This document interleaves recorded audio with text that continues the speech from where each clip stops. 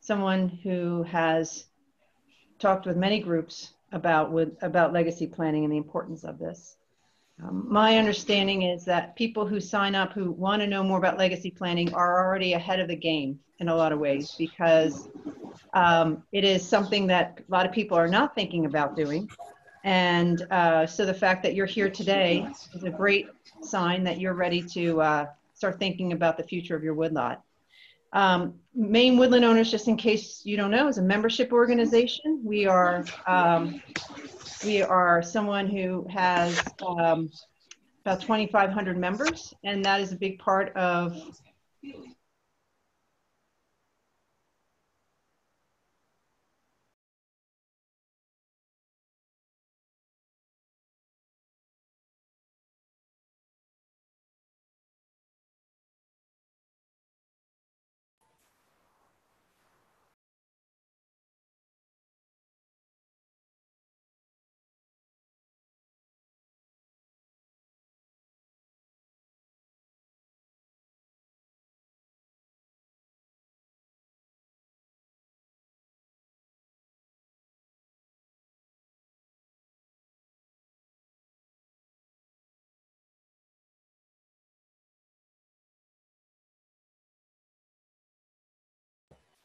Jen, you're on mute.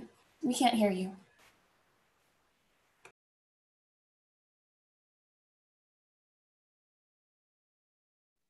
Sorry about that. I probably lost all my credibility here. So I'm just quickly, we have more events coming up, so please go to our events page in our website. And Rich will be here for 2 hours. We will be getting started quickly. So Rich, it's all yours. If you have questions for Rich during the program, please send them on chat. So if you just mouse over the bottom of your video, go ahead and click on chat. You'll see a chat window. You can enter your questions as Rich is presenting. We also will take questions verbally, but it might be just easier for you to send the chat, and then everybody can see the question, and I can go ahead and read it to Rich as we go along. So I'm going to unmute Rich, actually. I did a little mute job. I had everybody muted just so I could make sure we didn't have too many sounds going on. There we go. So that's all from me, Rich. It's all yours. Thank you, Jen. I appreciate it. Sorry about that mute. That was a mistake. Sorry about that. Jesus. Good morning, everybody. And I hope you're having a pleasant snowy morning in your own homes. This is the first time I have done this presentation on Zoom, so I may be a little disrupted. However, I'm looking forward to our time together. I want you to feel free to ask questions at any time. As you can see, I'm wearing hearing aids, so I don't always hear well. So it may be, as Jen suggested, better if you can type your questions in, but send them in any time.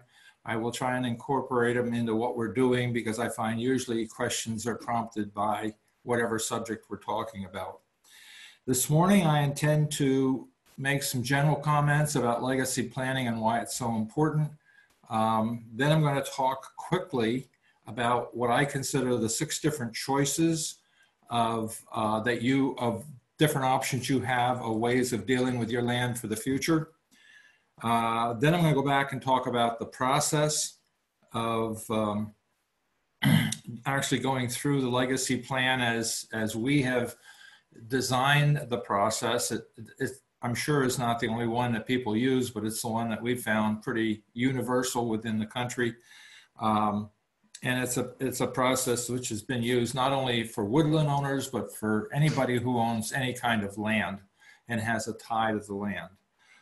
Then I'll go back, once I'm done talking about the process, I'll go back and talk about the 6 different choices that you have in detail. And then close with some comments and certainly more time for questions at the end, but certainly feel free to do them during the beginning. One of the things I'm going to be outlining and using, I'm not going to use it in the presentation, but I'm going to refer to it in that it's the way my notes have been derived, is going to come from this booklet that we put together at Maine Woodlands about how to go through the process of legacy planning. So some of the charts, some of the worksheets that I'm going to refer to are in that booklet. Jen sent those to you with the email she sent out on, I believe it was Thursday afternoon. There's a number of things that she sent you of different publications that have been done, particularly in the New England area. But that handbook was one of them. It's the largest one there. So let me get started just making some general comments. About 8 years ago, I started getting involved in this, maybe 10 years ago, because it became apparent to us at Maine Woodlands that we were facing a transition of ownership in the state of Maine. Based on the statistics we had at that time, and I believe the number has gone up, but at least a third of all the family-owned woodland properties, or all the woodland properties in Maine that were not owned by commercial endeavors, was owned by people who were age 65 years or older. That meant that within the next 20-year period at that time, or 10 years from now, most of that, all of that property was going to change hands, and yet we weren't sure how much planning had been done on what was going to happen to that land in the future. So we were afraid there might be a lot of change of use in how the land would be used. So we began developing this program, found out that the University of Oregon had been doing a lot of work on this, and as had some other organizations, and we put together this program. One of the most important things to come out of it for me was the thinking about the fact that close to 40% of all the woodlands in the country are owned by private families or family businesses. That is probably the only land that is being managed generally to match the cycles of tree growth. If it takes 80 years to grow a pine tree or 120 years to grow an oak tree or whatever you're trying to grow, it's still going to take a multiple number of generations to get that tree from a seedling to a mature product. And yet a lot of the land that's owned in this country is being managed on quarterly basis by investment companies or in 4-year cycles because of our political changes in office. And so it was really important to focus on the family lands. And as we saw the family lands coming as being held by people who were getting older, it was important to see where that transition would go. For the purpose of our conversation today, legacy planning, or succession planning, or legacy planning for me, is a process of deciding who will be the next owners or managers of the land that you have. If you're like me and my family, we have a strong ties to the land. It's an emotional thing as well as a financial or physical thing. We've put approximately 30 years of effort into this land, and don't want to see what the efforts that we've expended just get lost by the next owners if we can prevent that. So my wife and I, as I got involved in legacy planning from the Maine Woodlands perspective, started thinking about our own lands and realized that there was a lot of work we had to do. The legacy planning process was about the woodlands. We've also done estate planning, which deals with all our assets and our liabilities and what we want to happen to different things. And I'll get into that a little bit more down the road, although I don't plan to spend a lot of time on estate planning. The legacy planning is about the woodlands and about what you want to have happen to it.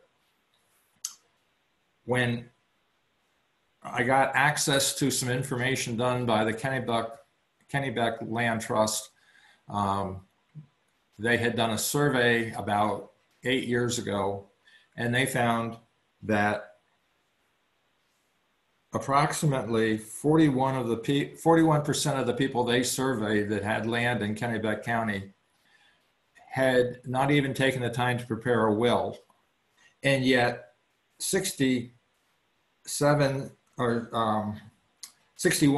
of them had plans of how they wanted their lands to be managed once they were no longer able to do so.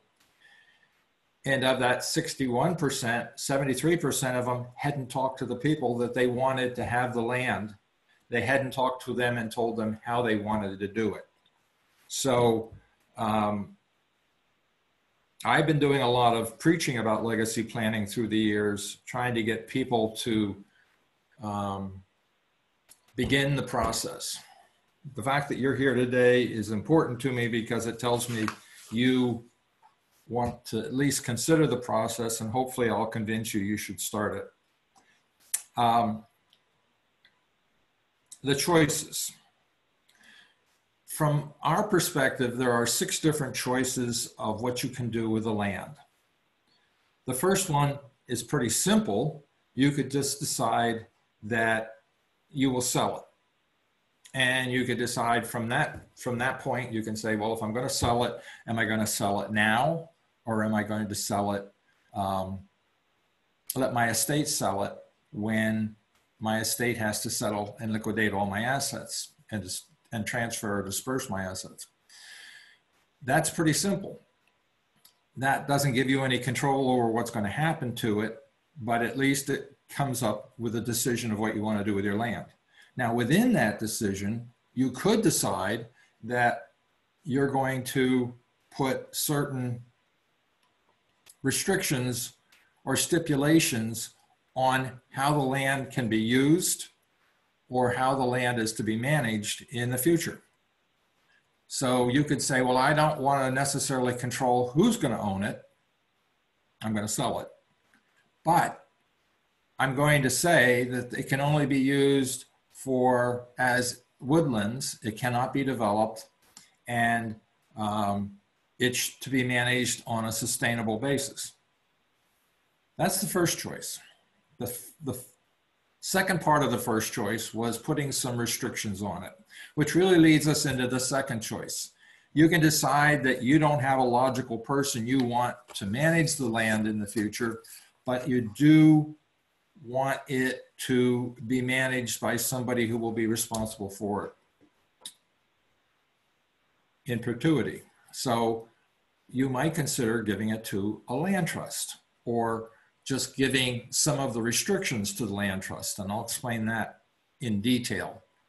But you could decide that, okay, I'm going to give this land because I have no heirs that I really want to have this land. I'm going to give this land to a land trust.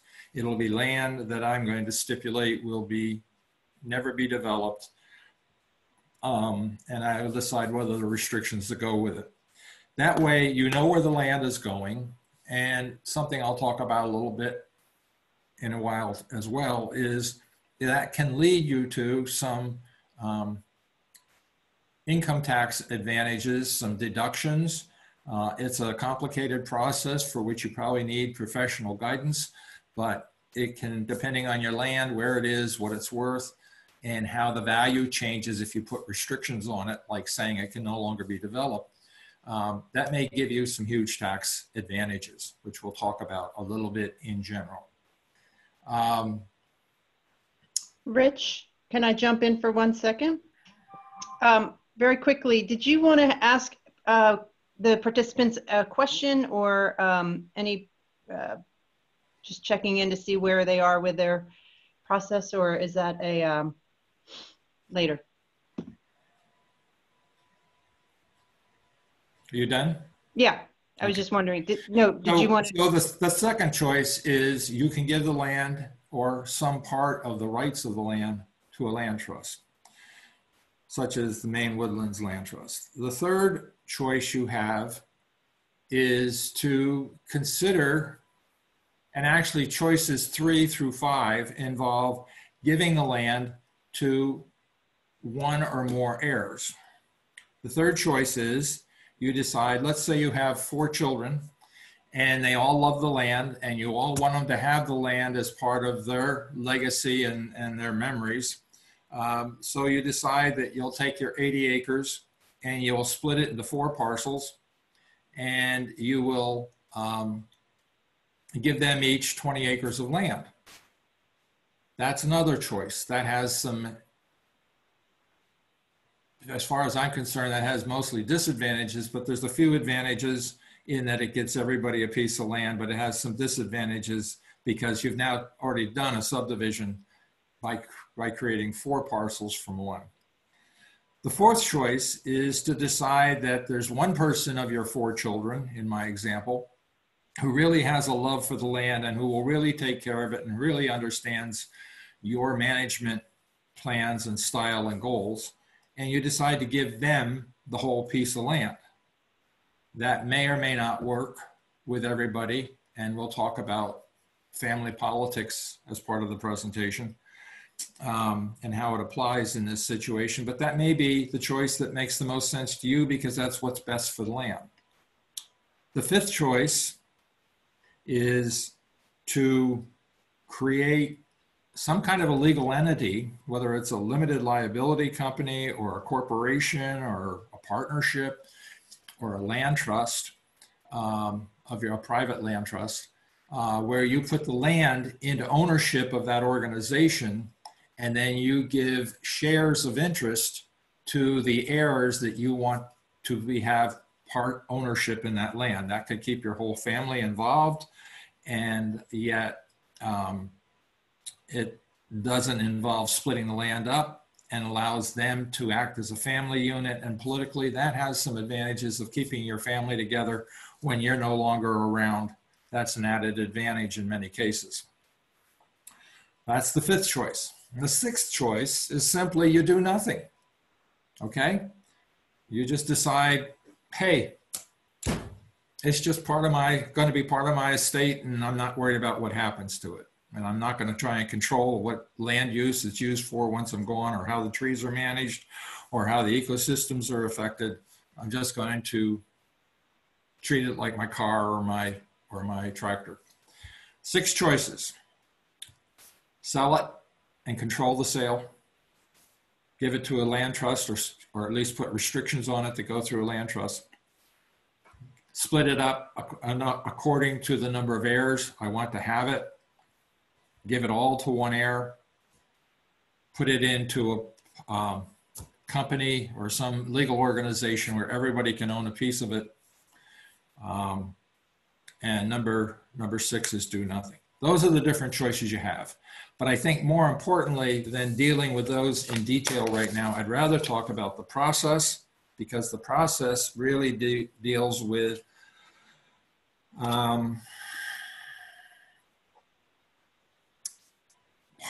developing a method or developing a process where you can decide what might be the most appropriate choice to take depending on what comes out of your process of developing your legacy plan. So in order to develop a legacy plan, I don't see any questions yet, so I'm going to assume I'm doing okay. If you have questions for me, just type them in or put up your hand. In general, let me know about them. The process begins by objectively preparing what I will call a balance sheet. There's an example of it in the guidebook, the handbook for legacy planning.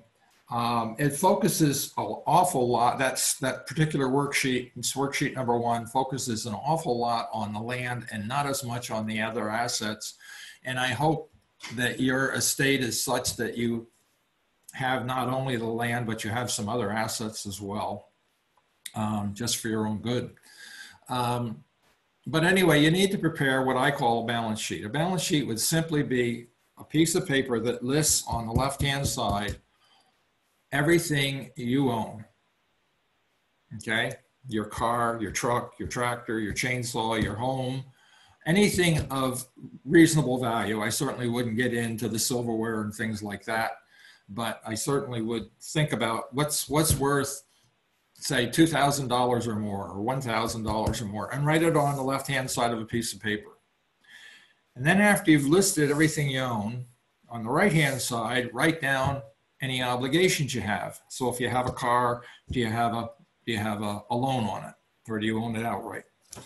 When you get all done, and this is a process that if you own the land with someone else, like your wife, or a brother or a sister, it might be good for them to be doing this same process as part of the legacy plan. The owners of the land should be sort of doing this together, is the way I would say it. And in most cases, that's going to be a spouse.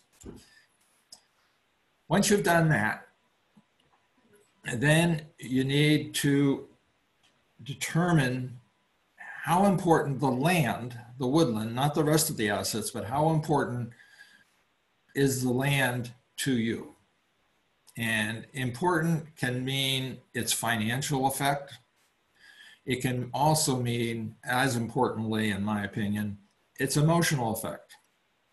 And Schedule 2 in the handbook talks about the Heirloom Schedule. And the way the scale works is on the left-hand side, they have the number 1, and they ask you to scale your feelings about the land 1 through 10. 1 being, my property is one of the financial assets in my portfolio and nothing more.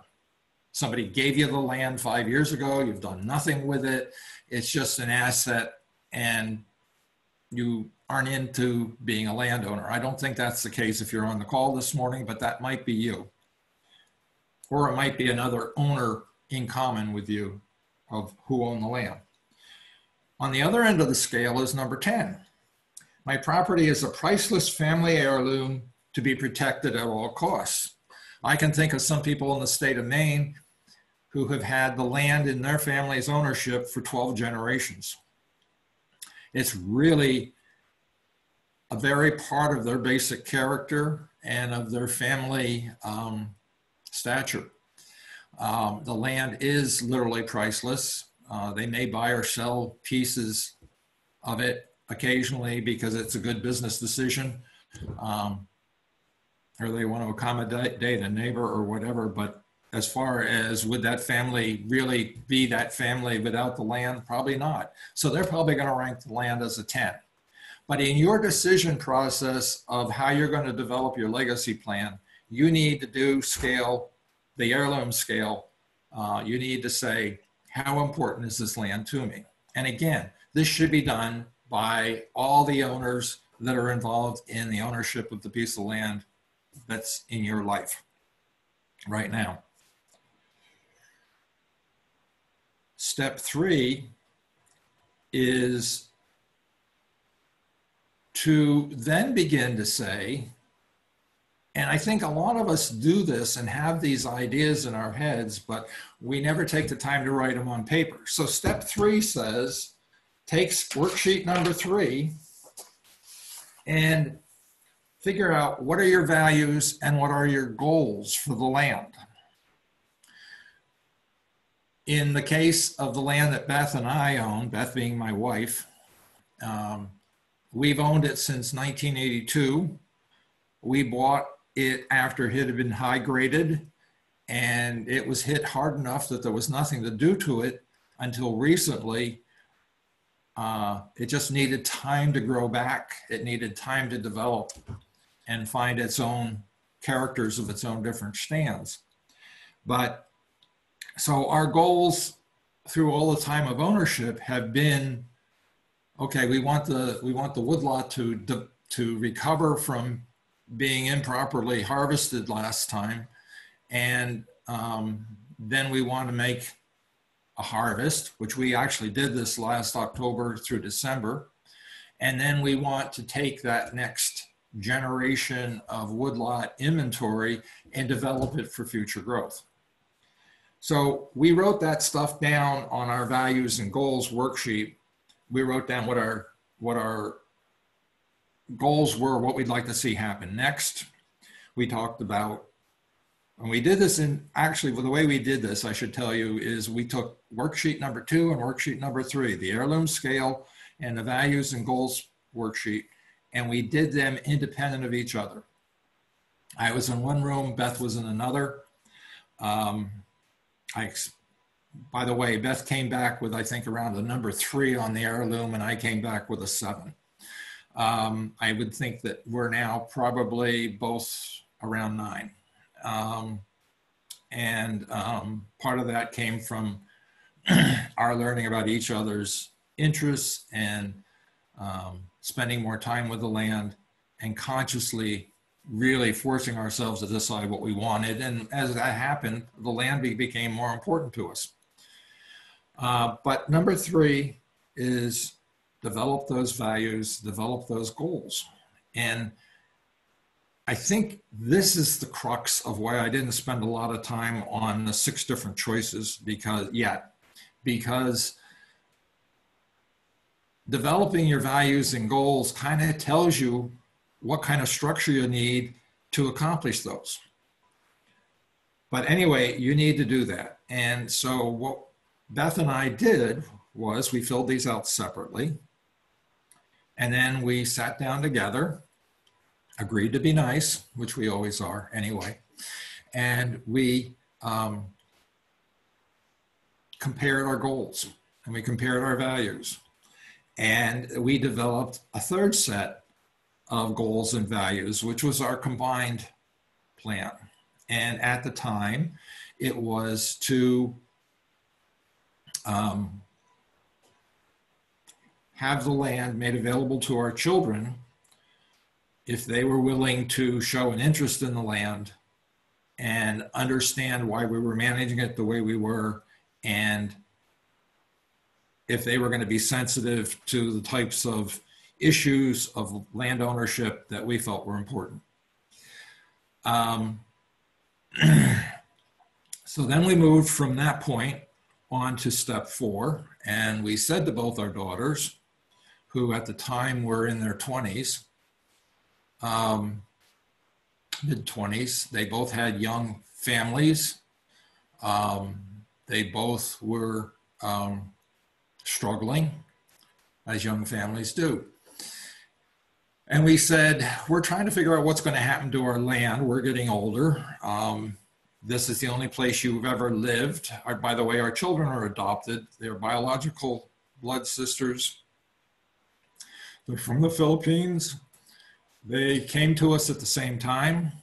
After being married for 17 years without children, all of a sudden we had a 1-year-old and a 3-year-old in our family. This is the only place they lived as they grew up before they went out in the world.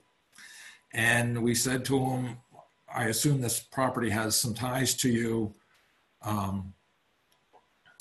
Do you have an interest in it? And they both said, thank you, but no. First of all, we don't have the time or the resources to oversee the land or to pay for its expenses. And right now we don't have the interest.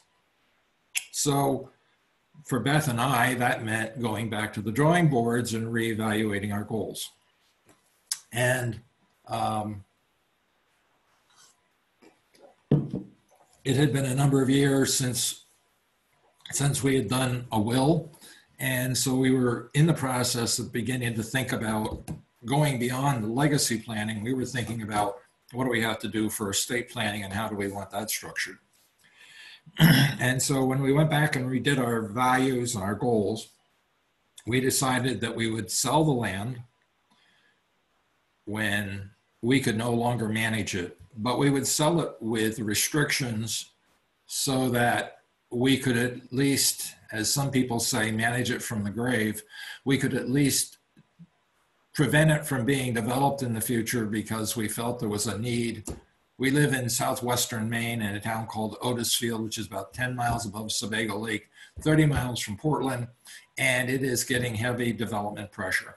It's in the top 10% of the towns in the state of Maine with development activity. So that was our decision. And then about 1.5 years, 2 years ago, one of our daughters came back and said to us, I've thought about this, and would you be willing to reopen the conversation about what's going to happen to the land? And we said, we'd love to. So we have been going through conversations with our daughter and talking about what it means to be the owner or the manager of the land, the steward of the land in essence. And stewardship is something my daughters grew up with because I worked for a company, Hancock Lumber Company, for 30 years, and stewardship was our basic value in that company. It's a 6th generation company, family-owned company, and passing on, being a good steward, passing it on the property to the next generation in a better condition than when you received it is part of that value. And so when Leona said she had an interest in the land, we said, we'd love to talk to you about it. This isn't just a yes or no answer. We have to feel things out and make sure we understand what, that you understand what we have in mind. And that's been something we've been going through for 1.5 years. But in the process, we've already gone ahead and changed our wills so that it's obvious that Leona is going to get, at least at this point in the will, some of the land. I think right now our thinking is she'll get all the land except what the house is on, which will still be sold and liquidated as part of the estate because it's too large for her since she lives out of state. So our legacy plan has evolved, but step 4, which was, or step 3, which was take the values and begin to discuss them, has brought about the first conversation of no, the second conversation of, yeah, I think so. I'd like to consider it. But it continues to evolve, which is something I'll come back and talk about later on. But how you handle that.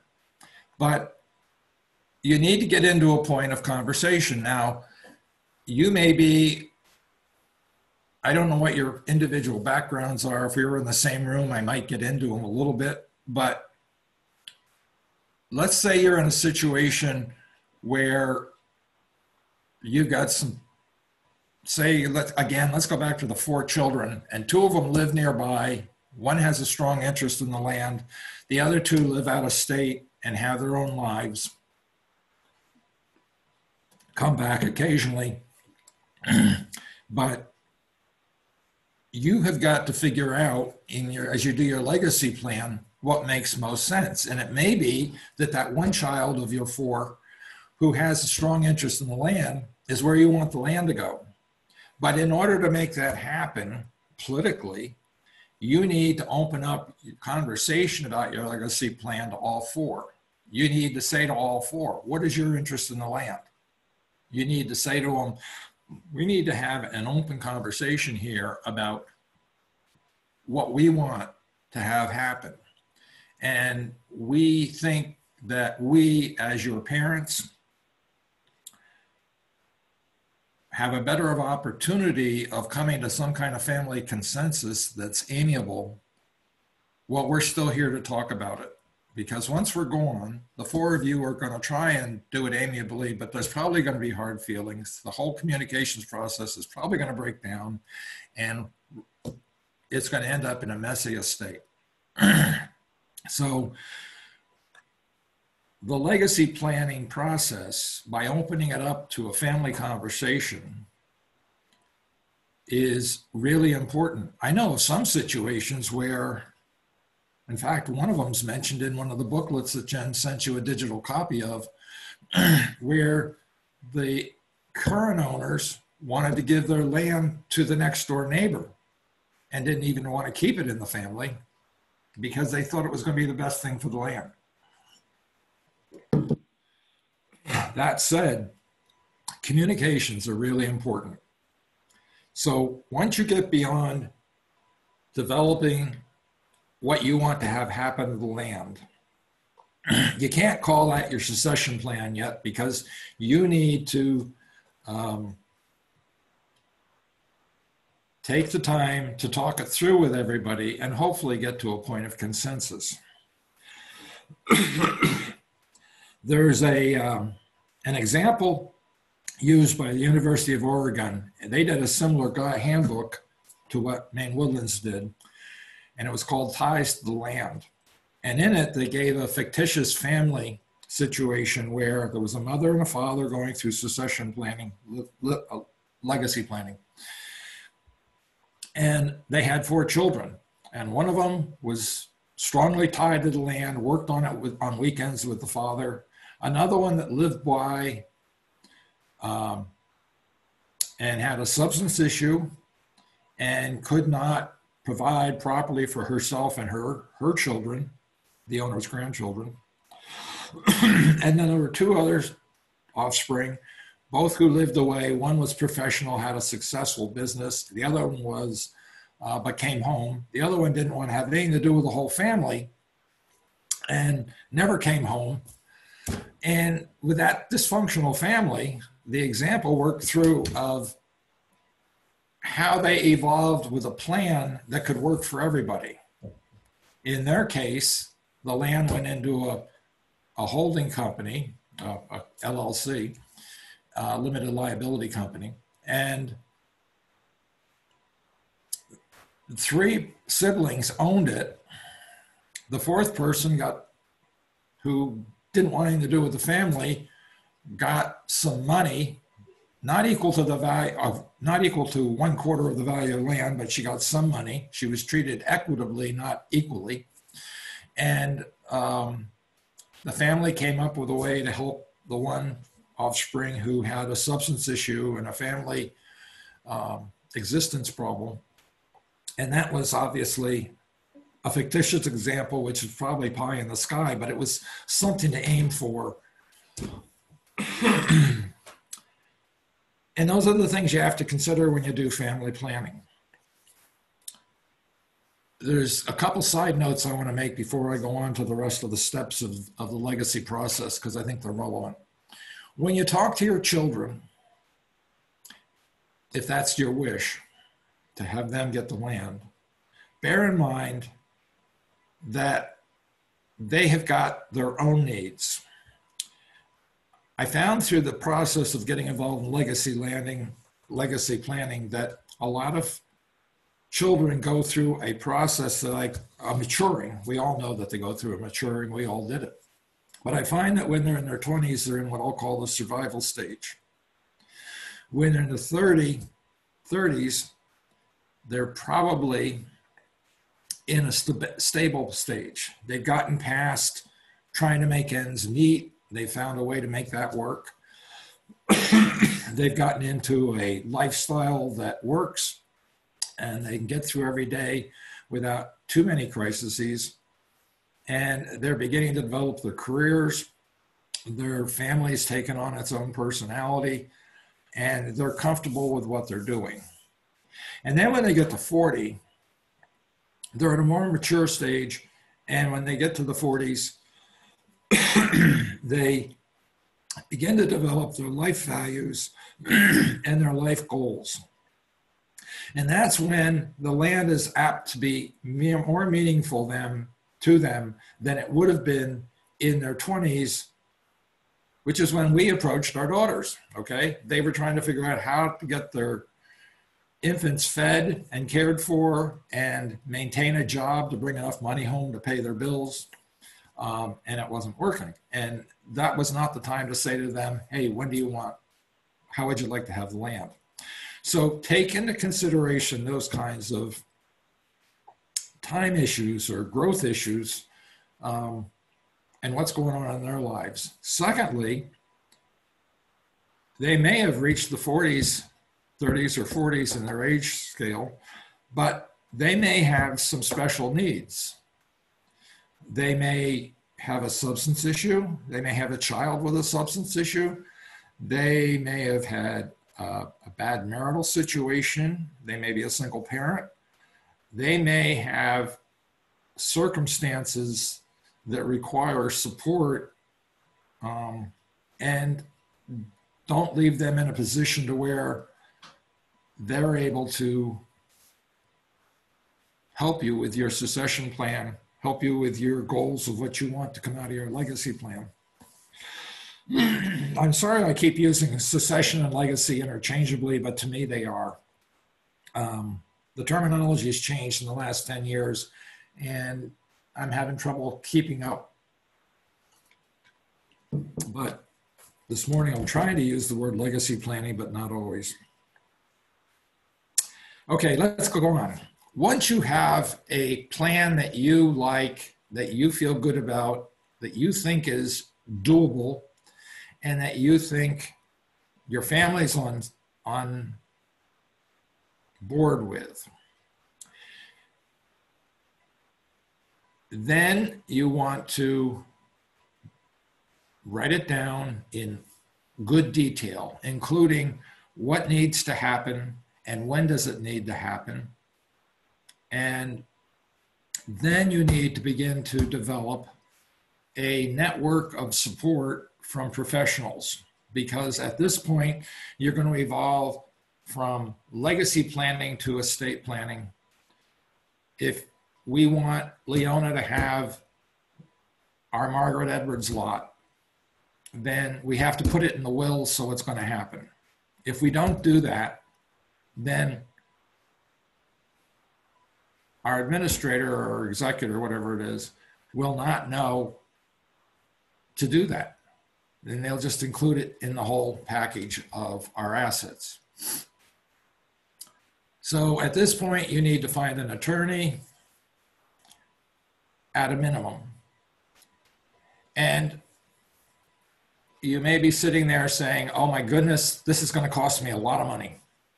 Well, Beth and I just redid our will and had two other important documents reviewed and found to be in good shape. They were our power of attorney for medical purposes and power of attorney for all other matters.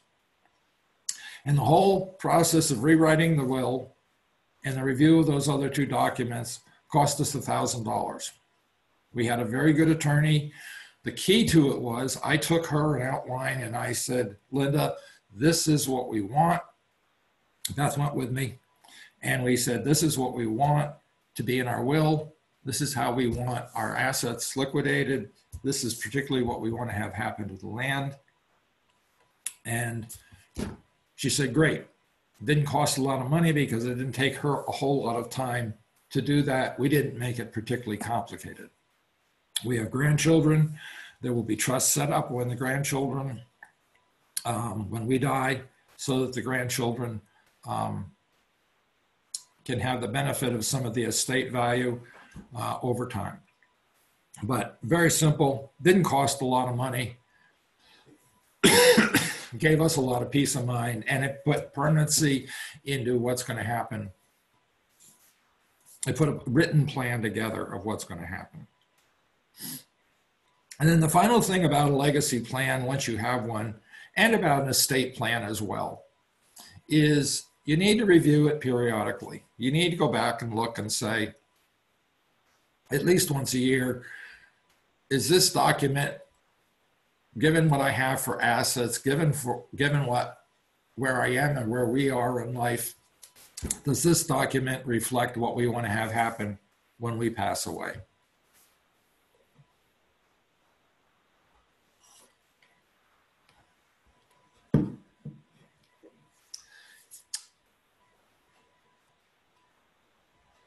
The legacy plan that you develop, I'm going to just go back to step 4, which is communications, talking to each other and developing the plan. The book talks about having family meetings. That may or may not be practical. I think you need to start, once you do the values and the goals section of the process, you need to develop an initial written out idea of common values among the owners and common goals. And you probably want to talk to the people that you would like to have involved in the future individually, fairly informally. If that makes sense, And if it's a family situation, you may want to then take the time to ask everybody to get together. And it may be a family weekend if people live away and are going to come home. It may just be a meeting if everybody's nearby or there's just one or two. It may be possible to just bring everybody together for a dinner or a picnic, or you can make this fun and just make the conversation part of a whole other family activity. But it's important then to get everybody together. And it's probably important I'm not a psychiatrist or psychologist, but it's probably important to understand there's some family dynamics there that you're going to be asking people to come together as adults that used to be siblings and had certain rankings in the family when they were younger. And you're going to have to ask everybody to respect each other, treat each other as equals. And again, you're in the best position to control all that because you're still here. Okay, I've gone through the process in a fair amount of detail, and I'm just going to blow my nose. Now I want to go back. I still don't see any questions. So now I'm going to go back and talk about the 6 choices. Let's say you have your legacy plan, and I said as an example, Bess and my plan was to see if the children wanted it. And they didn't. So we kind of got back to step number 1, or choice number 1, which is, do we sell it, and do we sell it now? And the answer to that was no, because we own the land. But we'll sell it when we can no longer manage it. And at that point, we'll make sure there's some restrictions on it, because that's what we wanted. So the first choice was number 1. I'm going to go to number 2 because number 2 affects number 1 a little bit. If we were in a room together right now, I would ask you, do you know what restrictive covenants are? Restrictive covenants are legal wordings that can be used to apply to a property to determine what can and cannot be done for activities on that property. For example, a restrictive covenant might be to say that no mechanical machines will be allowed on the land other than for the purpose of harvest. That is to say there will be no ATVs, no snow machines on the land at all. But it'll be okay to bring in a harvest equipment when the land needs to. A restrictive covenant might be there'll be no further developments of the land. The land will be treated to protect the ecology of the parcel, and it will be managed in a sustainable working forest management plan. Another restrictive covenant might be that there will be no hunting on the property. Restrictive covenants can be placed in a deed. Well, they are typically placed in a deed, but they can be given on a piece of property to something like a land trust, like Maine Woodlands Land Trust, to determine how the land will be used in the future without giving up the ownership of the land. So it is possible to say, in Bess and my case, we were going to sell the land. If the girls didn't want it, we were going to sell the land to anybody who wanted to buy it. But when they bought it, they were going to understand that they could not use it to develop it into house lots. And in order to be sure that restrictive covenants are being followed, even though they're recorded at the registry of deeds in the county in which the land exists, in order to make sure that the covenants were followed, there needs to be somebody who's going to watchdog those expressions of desire. And so when you give those, in a easement or an easement deed, you give those to somebody like a land trust, and they in exchange say, okay, we will be responsible on an annual basis or whatever to make sure that that happens or doesn't happen, depending on how the restrictive covenant's written. I saw a restrictive covenant once that said that the fields in that particular parcel of land had to be mowed every year to keep the field open. So that was a plus covenant as opposed to a negative covenant. The other thing you can do with a piece of land is you could give it to the land trust. This is really the second choice. You could either give the restrictions to the land trust, or you could give them the land, and when you give them the fee interest in the land, give them ownership of the land, because it's no longer going to be in your estate, then you can also put those restrictions on it when you give it to them. Typically, when Maine Woodland Land Trust receives a piece of land, the deed runs about 22 to 24 pages long. It was the last time I saw it.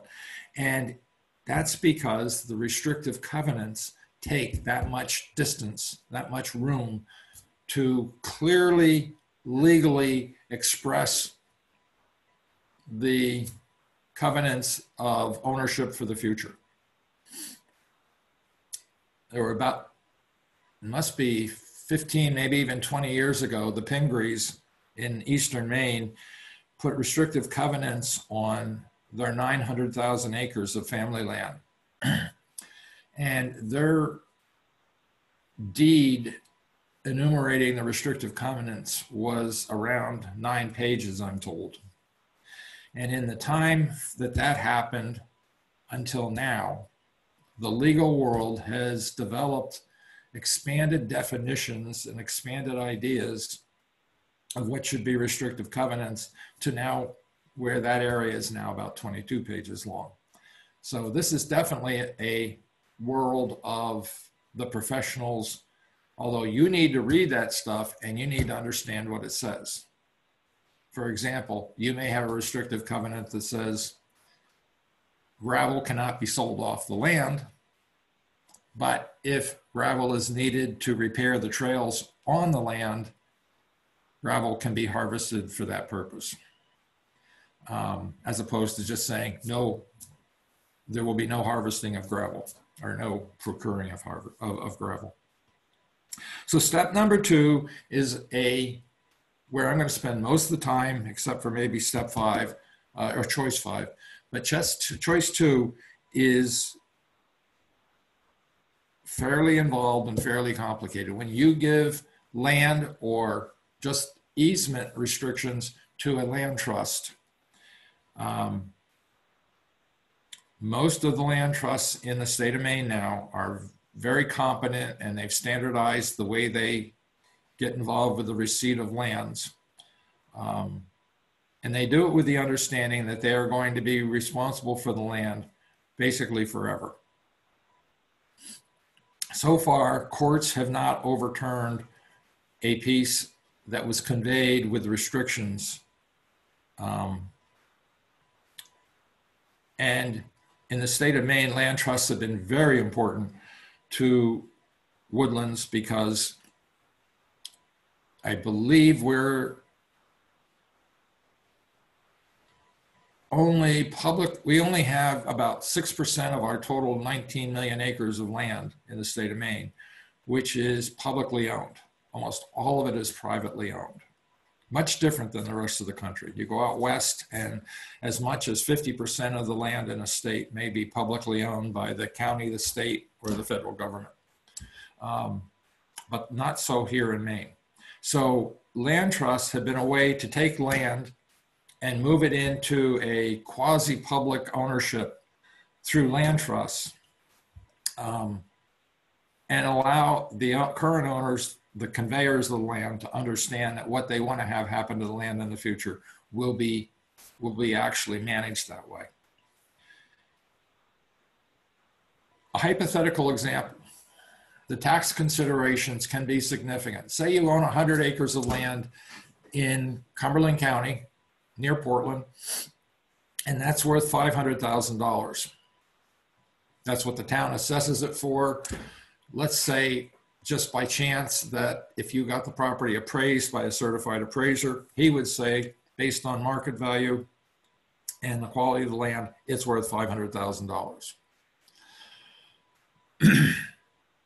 But if you take away development potential and you say that it's to be used as a woodlot on a sustainable basis, working forest, then its value might drop to say $100,000 or let's say $200,000. In essence, when you take away that development rate, you reduce the value of the land by $300,000. From an income tax standpoint with the state of Maine and the federal government, if you follow the proper rules and regulations and get the proper certified appraisals, etc., that can become a donation, a tax deductible donation on your tax returns. And that can be carried forward into not only current tax years, but future tax years. So let's say you decide that you're going to continue to own the land, but you're going to give the development easement rights to a land trust.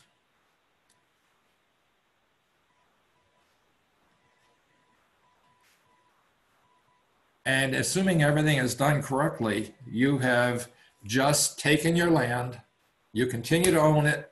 It's now worth, for the town's purpose and for your purpose, it's probably worth $200,000 because it's only woodlands from here on out, or land to recreate on or whatever, but it's not to be developed. It's worth $200,000. It's still in your family ownership. You can still use it. You can still decide within the guidelines of the deeded restrictions, your family can enjoy it, but you've given up development rights, which is what you wanted to do. And you've now got a $300,000 taxable donation to be taken off your current and future tax years. That can be important in an estate because you may be looking at some tax obligations, and that can be deducted against them to help give you liquidity that you need to meet other family estate planning needs.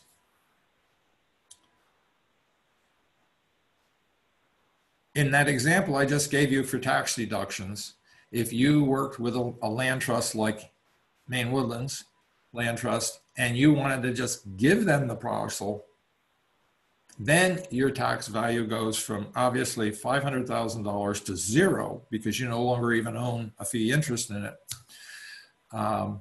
And that whole thing is deductible as a donation for current and future tax years. So giving land to a land trust can accomplish three things. Well, at least two, I think three. Number one, it can allow you to manage the future by deciding how you're going to have your land managed by the land trust, and you're going to give them the land trust to ensure that they have it. And it's going to give you tax deductions, and in my opinion, it's going to clear up what's going to happen to the rest of your estate. That's choice number two. And choice number two and choice number one kind of go together because I said Beth and I would have sold the land with restrictions, which has to do with my explanation about how you use deed restrictions.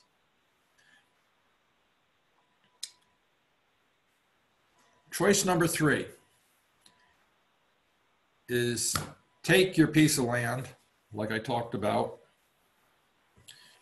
We're going to take the parcel in Cumberland County again. Let's say it's 100 acres and you've got 4 children and you're going to split that 4 ways. You're going to give it to each child's going to get 25 acres.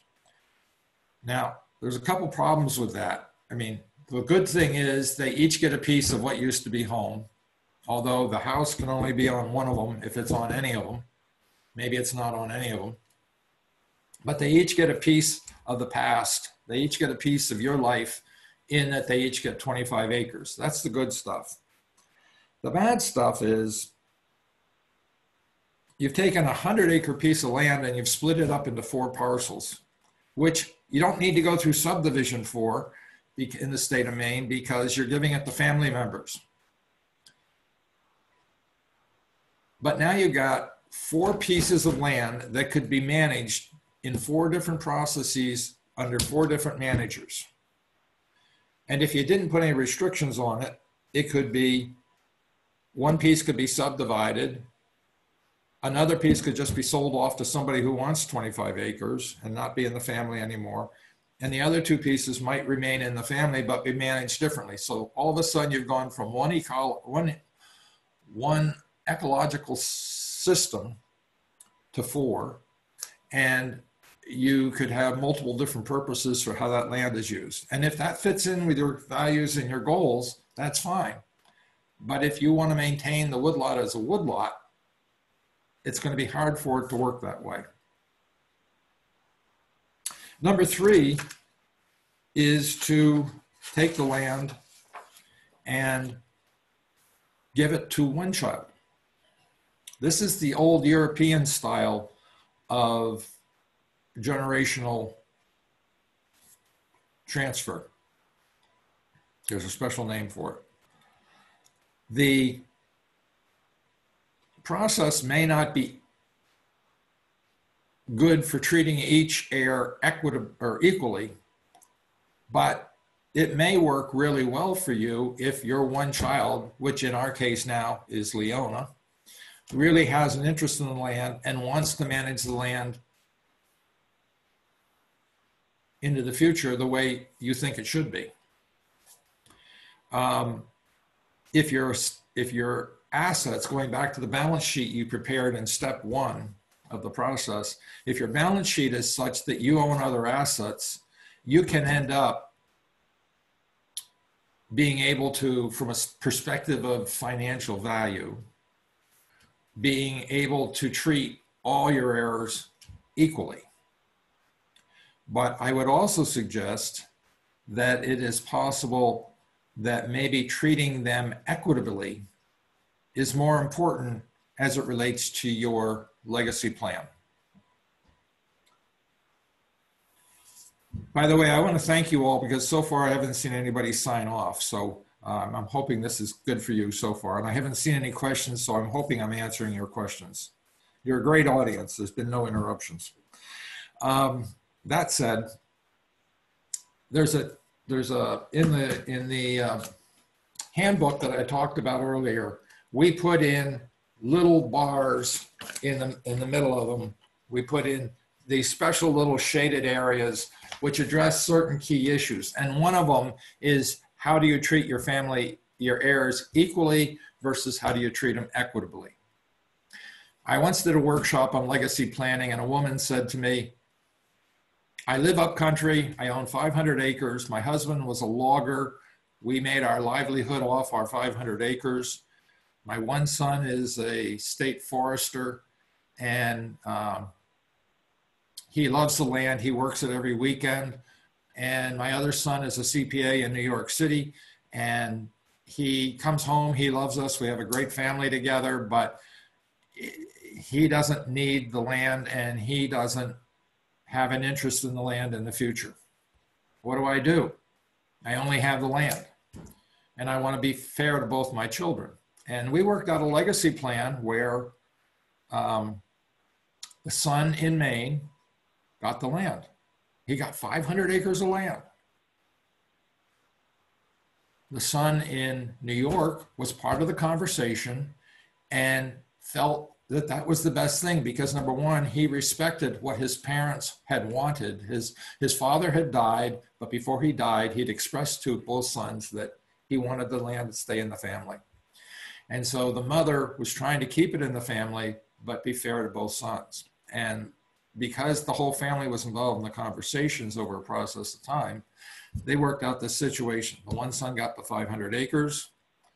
The house was not part of it. where the mother lived. It got sold, and those proceeds went to the son in New York. The woman had a life insurance policy that went directly to the son in New York. The 500 acres had a small mortgage put on it. That money went to the son in New York. So they came up with a situation where the son in New York got parts of the estate that made him feel like he'd been treated equitably, but probably dollar for dollar and future opportunity of the 500 acres, the son in Maine probably got a little more value. But the difference between equitable treatment and equal treatment is, I think, an important concept to consider. And I don't think you should feel guilty, I know Beth and I don't, about saying to one child, if you really have an interest and if you're really willing to buy into the long-term program of stewardship of this land, that carries a lot of weight with us as we figure out how we're going to handle our estate. It may not deal well with the political, emotional loss by other siblings or heirs if they have a strong interest in the land too, and that may be something you have to finesse, which may lead to another choice that you have that I'll mention in a minute. But leaving the land to one child may make a lot of sense if there's enough advantages for satisfying parts of the legacy plan, and if your overall balance sheet gives you enough resources to offset things. Because when the woman came in from upcountry, she didn't think she had anything but 500 acres with a piece of land on it. And when we got all done figuring out what she could do with it about 2 hours later, she realized her balance sheet was a lot bigger than she thought it was. And it had a lot more pieces to it than she thought she had. Number 5. Out west, they do this a lot. In the east, it's a lot harder. The choice is create an LLC, limited liability company, or a corporation, or some kind of legal entity in which you put the ownership of the land. And then you give shares in that corporation to whom you want to have it. This creates a long-term project very similar to a land trust, except it's still owned by the family instead of being owned by the land trust. This creates some management issues because the family has to decide who's going to be responsible for the overall management of it. You can't have 5 managers all telling the forester what you want. Hopefully you have a forester, but hopefully they among themselves decide, okay, Susie's going to be the manager, and we're going to hire professional help like a licensed forester to oversee the management using the goals of the stewardship plan of the woodlot management plan. And we're going to meet periodically and talk about what Susie's doing with the forester and how it's going. And one of the advantages of doing this is it keeps the family members together because it gives them something they have in common. And if it's done well, and if the parcel is fortunate, it may even generate income for them.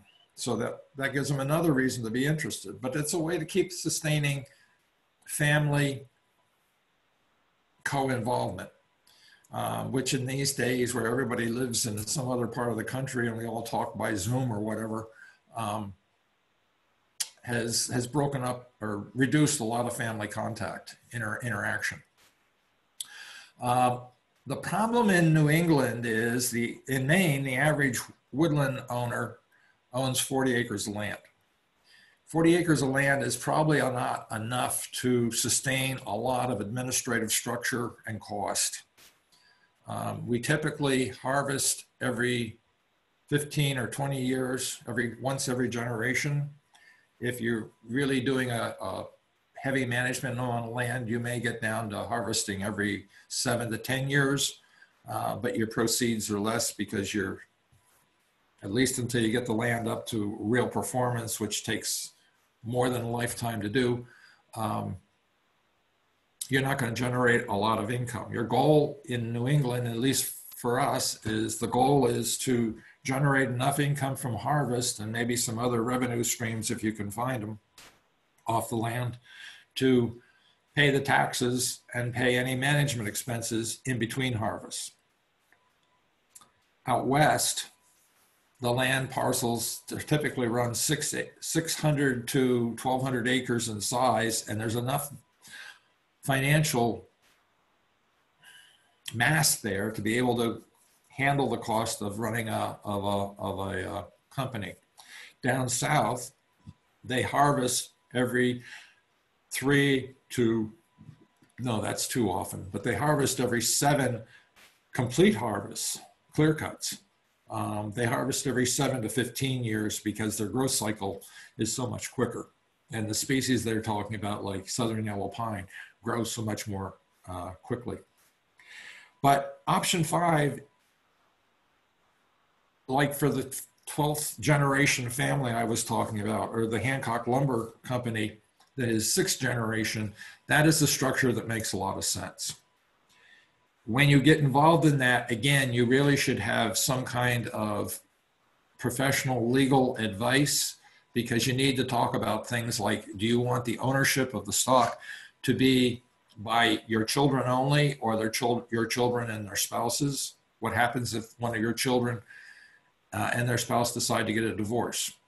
Do you want her to continue, if she's the, not the offspring, but she's the wife and she's now divorced, do you want her to continue to own the land, or do you only want family members to own the land? It's also a great vehicle to get grandchildren involved. So you, again, can perpetuate continued interest in the stewardship process of the land and pass it down through the generations. It's a great concept, but it has limitations in New England, depending on the size of the land. And then number 6 is do nothing, which means when you die, it's going to be one of those assets in your estate. It's going to get sold, and whatever happens to it, happens to it. In our case, our property owns approximately 3/8 to half a mile of frontage on a paved road with power lines. So that's a lot of house lots. And yet that's not what we want to have happen. And that's why we're taking the time to develop a legacy plan, tie it into the estate plan, and put enough restrictions in it so that we're going to do a little bit of managing from the grave. Still no questions, so I'm going to go on to some additional comments. I'm assuming my comments have been just absolutely clear as can be. I'm not sure that's the case, but also, if you don't want to type questions, but you want to ask a question verbally, I will be glad to try and listen to that. My additional comments. When you consider a legacy plan, particularly when you're involved in family planning, bear in mind that this is not a subject your children are going to want to talk about. They're not going to want to talk about your death. They're not going to want to think about life without you. And they're probably not going to bring it up. So you're, again, going to have to do it. A lot of people in that Kennebec County Land Trust survey said that they didn't have a will yet. 41% said they didn't have a will yet because they did not want to deal with it yet. They wanted to wait until they were older. They wanted to wait until they were sicker. Or they didn't want to incur the expense. But they had 63% of them had ideas of what they wanted to do, but they hadn't taken the action. You've got to be the ones to take the action. Your heirs are not going to want to talk about your assets because they're going to feel like they're intruding on a personal part of your lives. You've got to initiate the conversation. And I think you'll find that they might even be relieved that you brought the subject up. Obviously, our children would rather have us living than have the land, or at least most of them would. I rickrolled you. You did. That was so good. Thank you. Our children may think that they're being disrespectful if they bring this subject up or if they talk about what's going to happen If after you've you're never gone. seen that artist, you would think it was Next like one. this, like, If we want our children, voice. And do we then have he- Yeah, he's questions? asking something. Yeah, Okay, sorry. Um, Yeah, sorry, see his voice. What's funny is that if you never knew who the artist was, Leona, can you mute your phone? really deep voice. If we want our children to have the land after we're gone, we're going to have to allow them to develop their own relationships with the land while we're here. If we want to have them understand what our relations are about and why we have them, what our goals are. So we've got to open them up. We've got to give them an invitation to come on the land. In our case, when we began having grandchildren, I made a real effort whenever they came to visit. Our one grandchild lives in Cambridge, the other two live in Bangor. And when they came to visit, I would take time to take them out into the woods and make fairy houses, or take them to one of the ponds to see what kind of life was going on in the ponds. It helped them to develop a relationship, and out of that actually came some interest that wasn't there before by their parents. But we've got to give them space where they can begin to get on the land and enjoy it, whether it's events that they do with us, like making firewood, or whether it's walking through and identifying birds or insects, or just enjoying the colors in the fall. If we want our children to manage in a certain way, we're going to have to take the time to express our wishes to them. And again, another comment, which I've already said, again, the land is supposed to be a means to keep the family together in the future. And I've covered that enough. Importantly, at least in my relationship with Beth, my wife, is to find out, it was important for me to find out what she thought about the land and what did she want to have happen with the land. It should be a process that all the owners have together, not just the aggressive owner or the active owner. All owners need to be involved in the process. And if it's your wife, it's particularly important, because if you don't survive your wife survives you. She's going to be the one that's going to be the continuing steward to make sure things happen the way you want them to. I think the next two are really pretty important. What do your children want, and what do your children need? If your children are in their 20s, their needs are going to be a lot different than if they're in their 40s or 50s or 60s. And you've got to be sensitive to that. If they have special needs that dealing with substance issues or physical disabilities of themselves or their children's, or distance limitations, whatever it might be, you've got to be aware when you've developed a reasonable legacy plan to consider what do they want, and you won't know that unless you talk to them, and what do they need. And that's a pretty open conversation that I hope you're able to get. And what are they willing to work for? The guy in Maine who got the 500 acres was willing to continue to go there every weekend, even when he got older, to harvest timber and to manage the land so that he could pay down the mortgage, because that's how he paid down the mortgage. He couldn't do it on his forester's salary. What are they willing to do? Are they willing to work hard or not?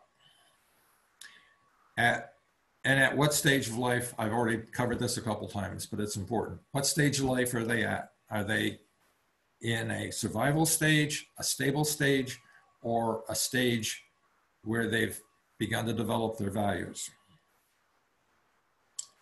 So it's up to you to decide what you want to do. I would say to do a good job and to get it all done, it's going to take you 12 months. It's going to take you time to think about it with your spouse and your other owners. It's going to take you time to have informal conversations with the players and all the family members so they all understand. If you have not gotten consensus by the time your ability to be a steward has passed, it's probably not going to happen in a good way, because your children or your heirs will not feel a sense of loyalty to your wishes if you're not there to hold them to them. And I'm not saying you should tell them what they're going to do no matter what. I'm just simply saying that it historically has been much easier for siblings to end up in conflict than in agreement after the parents have been removed from the relationship. So assuming you want to go through with this, you want to develop a list of all your assets and liabilities and decide how they can be played in developing your legacy plan and your estate plan. You want to determine how important the land is to you. You want to determine what you want for goals for the land, which may be nothing more than make it part of your estate and have it be liquidated, or it may be that you want to put it in the Maine Woodlands Trust or some other trust and have it managed in perpetuity in a particular way that's defined in a legal document. Once you have a legacy plan developed, if you decide to go ahead with that, get it formalized, set up a timeline, bring in professionals to give you direction where you need it. And remember, they're working for you, you're not working for them, so don't let them manage this. I always used to say to our lawyers for Hancock Lumber, you need to do what we have developed as a business plan and make it legal.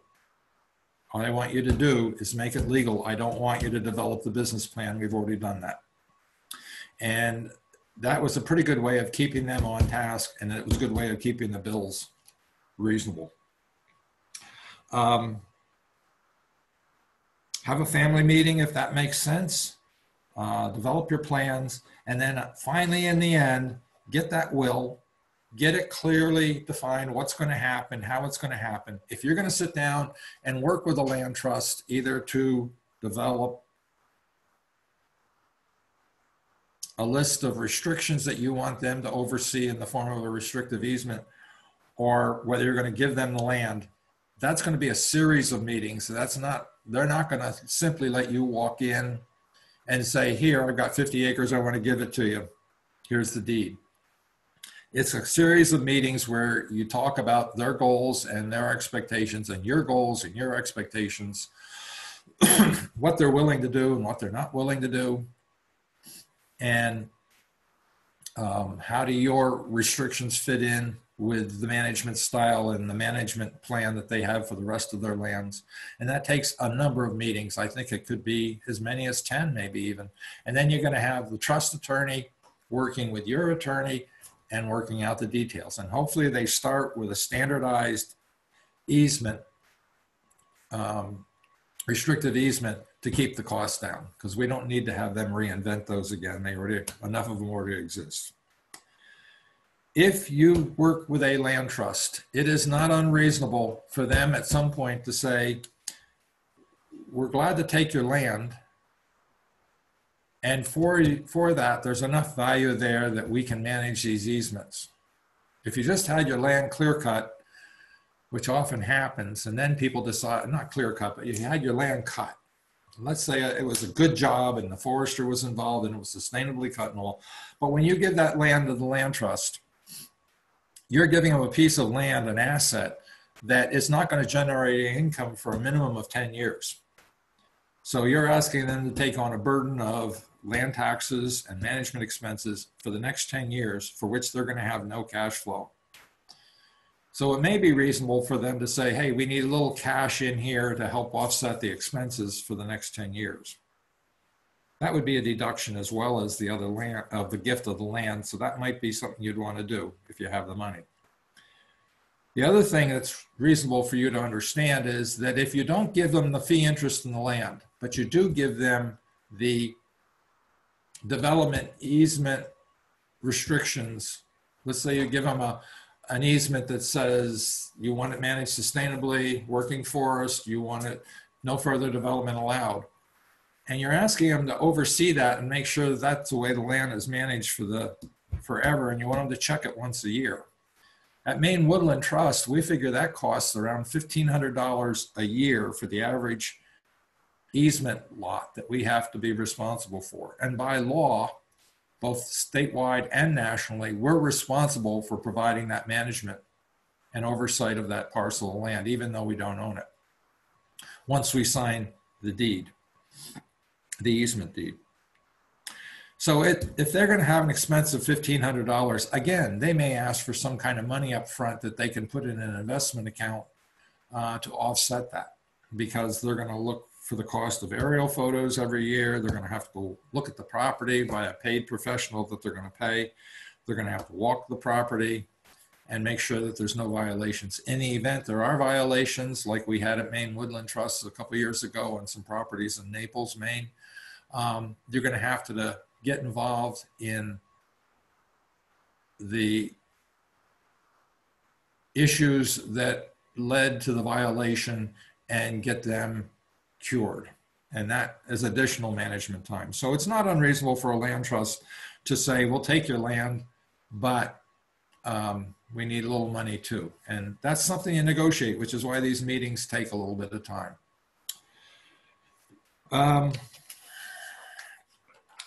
My final thoughts is, if you decide to go forward with the next generation of ownership plans, use the guidebook. We put a lot of time and effort into it, and it was built on several others. There's a lot of books that Jen sent you in a digital format, like the Family Stories, of which Leona and Beth and I were in, which talks about the different ways people handled land and the different ways the current owners worked with the future to get what they wanted.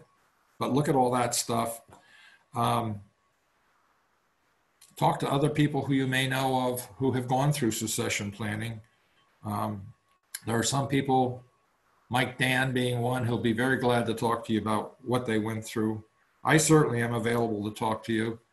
I am not a paid professional. I am not a professional in this area. My professional background was financial management and general management. It was not legacy planning, but I did understand the concept of legacy planning because of the Hancocks, and I did understand the idea of stewardship. The information I provided to you, and that is provided in the information that Jen sent you, is for your use.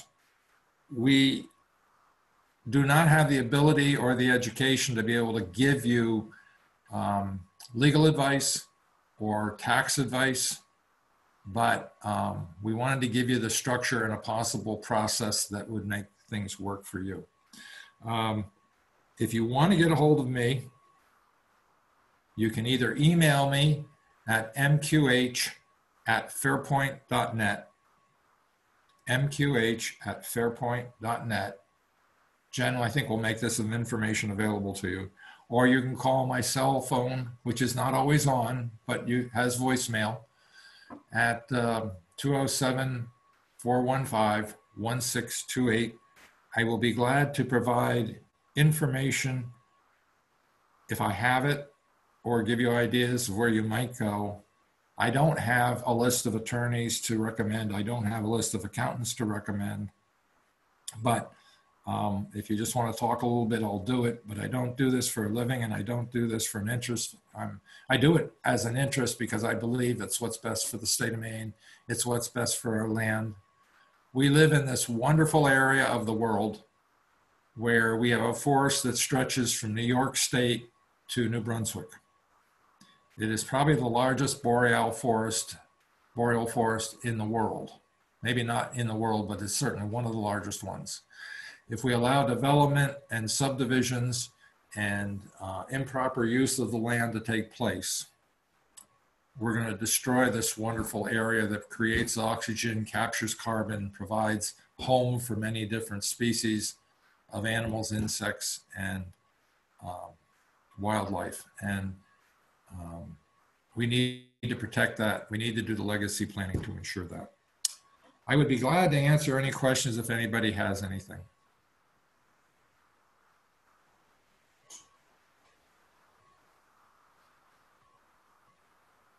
If someone wants to share what where they are with their legacy planning process, that would be, I think, a really helpful thing for this group. So please feel free to share your story, or if you're have made some progress, or if this is the first time you've actually thought about legacy planning, let us know.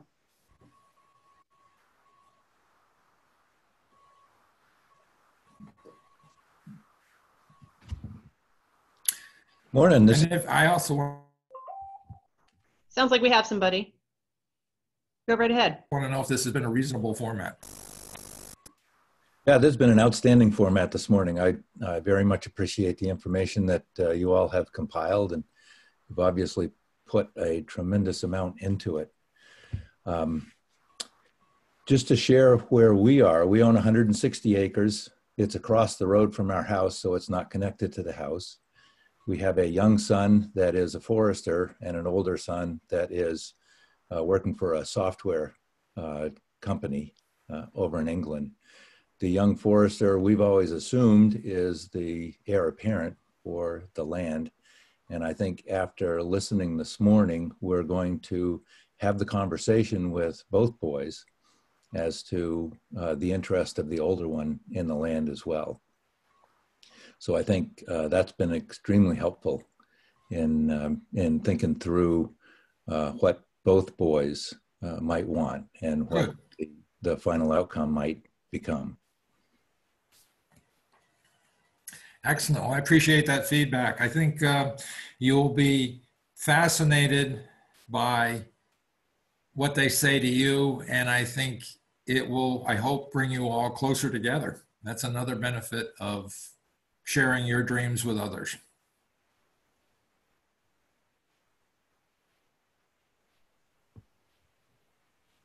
So David says that he's just starting to think about it as we near retirement. Yep. So Rich, what's your opinion about, you're not retired yet, you're still working, you're still managing the land. What do you say? Like you need to give yourself maybe a year or two before you're actively making plans? I don't think it's ever too soon to start thinking about it. I think the need for legacy planning as we've now structured it is a result of a change in how we live, particularly in northern New England. It used to be legacy planning was done around the dinner table every night in farmhouses because every farm had a woodlot. And it used to be that everybody talked about what they did for the day, and it had the grandfather, the father, and the grandchildren and their families all sitting around the table, and they all heard what each other did. So all the ideas, the values, and how to manage the land was just part of everyday conversation. Now with our families spread out all over the place, they don't have the same appreciation for what we're doing as stewards of the land. So I don't think it's ever too soon to talk about it or to think about it. And I think as you near retirement, it's certainly probably an important, depending on how much of an asset it is in your resources and your portfolio, I think it's an important thing to consider. Some people don't have the option of having choices. Some people have to sell their house. Some people have to sell their land in order to have enough money to exist once they retire, once they can't work anymore. But for those who have a portfolio that has some substance and can have choices, I think it's a good time to think about it. Richard Nass has a question. Yes, sir. Go ahead. Make sure you unmute yourself, Rich. Richard, good It morning. doesn't look like Joan to me. No, sorry. Yeah. Joan owns the computer. That's strange. Anyway, I was just thrilled to hear the update because I was listening to your earlier versions of this, and now that it appears that because earlier you had the two girls who were, nobody was interested, as you indicated. So in our case, we have one son who I keep hoping is interested, but still hasn't shown any interest. So my choices are going to be just to let him have it or to do the land trust things. And we haven't worked that out yet. But I was just thrilled to hear your update and to apparently meet your daughter in the background there. So it was nice to see her. And anyway, thank you for staying involved in this. This was really great, helpful to everybody, I think. So. Well, as you know, Richard, this is very important to me. And I'd say don't give up on John and Holly. And they have certainly been people who have gone through the 3 stages and very successfully, I suppose, I'm sure. But don't give up on them. If they see the amount of joy that the land gives you and Joan, it may be something that they come to share and want to be part of. Yeah, well, we're still hopeful, and as I said, he's in his 40s, late 40s now. So, the possibilities there are still there anyway. So we're working on it. So, anyway, good luck. This talk has been very, very good. Thank you. And my sister and I own 100 acres of land. It's been in the family since 1906, and we don't see ourselves passing it on to her children. So I was very happy to hear some of the options for us. We've thought about giving it to an organization. We both love the place, and this just opens doors for us. So thank you so much. You're very welcome. And there are 108 land trusts in the state of Maine. A lot of them used to think that land was not to be managed on a commercial, sustainable working forest basis. A lot of them have come to realize that that's actually better for the land. I know here in Western Maine Foothill Land Trust and Loon Echo Land Trust have both come to realize that. A lot of the land trusts didn't used to pay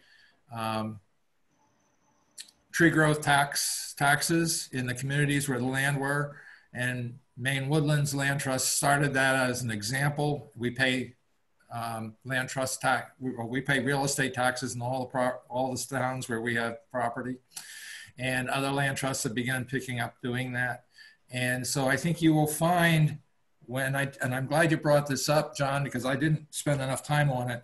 You need to interview the land trust that you're going to deal with, and you need to find out how attuned they are to dealing with woodlands as woodlands, not as just woods.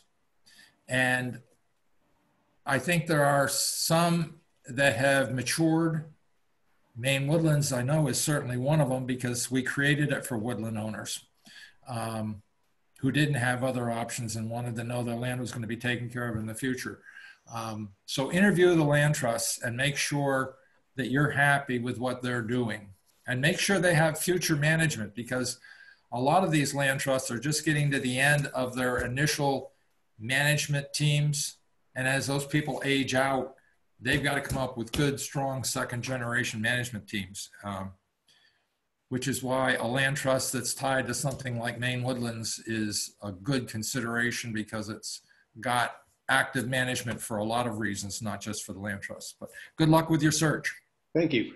I do want to put a plug in. We will be having an update for our land trust on May 20th with our land trust forester and our executive director, Tom Doak. And they're going to be talking in detail about what the land trust does, what the latest acquisitions are, how we're managing our lands. So if you have an interest, please join us for that.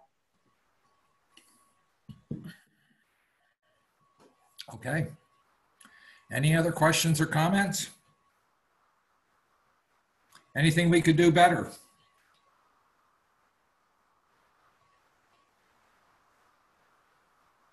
If not, I'm going to say thank you. And Jen, I don't know if you have anything else you want to add, but thank you No. everybody for your time and good luck with your plans. Yes, and thanks, Rich, for your time and doing this and your knowledge and telling your story too. It was really neat. I didn't know your story about your family planning, legacy planning, and it's great to have your daughter on. And it gets me thinking. I don't have a woodlot in my family, but we have a house that my great-grandfather bought in 1918. And the question is, what's going to happen to that house? So I got thinking about just, you know, even just property. It doesn't even, not even, and because Maine's got such an interesting history, we want to preserve that legacy. So I did. And all that, everything applies, Jen. So good luck with that. Yeah, thanks. So again, a plug to Maine Woodland Owners events. I hope you will join us for more of our virtual information sessions. We'll be doing this for the foreseeable future. And this is a great way to talk to people all over the country. We've actually had people from Canada calling in. So it's an international program now.